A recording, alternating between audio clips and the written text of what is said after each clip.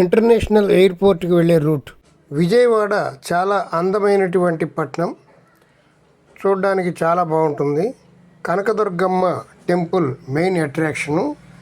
దుర్గ గుడి మీద కొండపైకి ఎక్కి ఆ దృశ్యాలు చూస్తుంటే చాలా ఆనందంగా ఆహ్లాదకరంగా ఉంటాయి.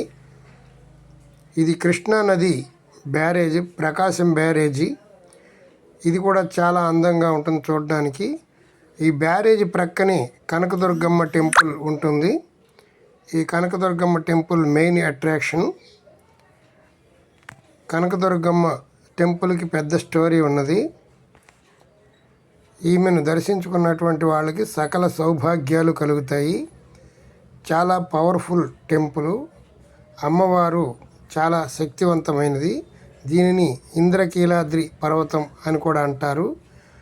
పూర్వం ద్వాపర యుగంలో అర్జునుడు తపస్సు చేసినటువంటి పర్వతం ఇదే అని చెప్తూ ఉంటారు.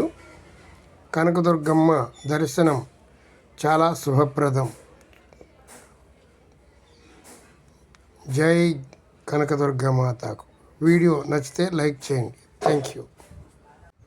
విజయవాడకు 15 కిలోమీటర్ల దూరంలో ఉన్నటువంటి మంగళగిరి అనేటువంటి పుణ్యక్షేత్రం కలిగినటువంటి ఊరు.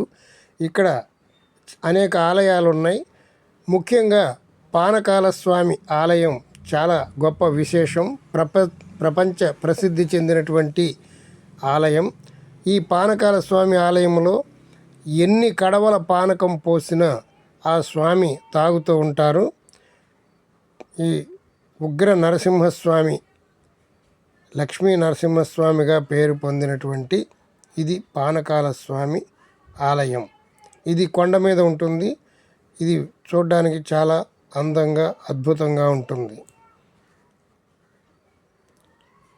చూడండి, లక్ష్మీ నరసింహస్వామి విగ్రహం ఇలా ఉంటుంది. ఆ నోట్లో పానకం పోస్తే ఎన్ని కడవలు పోసినా ఆయన స్వాహ తాగేస్తూ ఉంటారు. చాలా అద్భుతం కదా. విజయవాడకు 8 కిలోమీటర్ల దూరంలో ఉన్నటువంటి ఉండవల్లి గుహలు. ఇవి చాలా పురాతనమైనటువంటి గుహలు. ఒక కొండని పెద్ద గుహల్లా చెక్కడం చూపర్లకు చాలా అట్రాక్షన్గా ఉంటుంది. అక్కడ అనంత పద్మనాభ స్వామి విగ్రహం కూడా చాలా అట్రాక్షన్గా ఉంటుంది. ఇవన్నీ విజయవాడకు ఉన్నటువంటి ప్రత్యేకతలు. ఈ వీడియో నచ్చితే లైక్ చేయండి.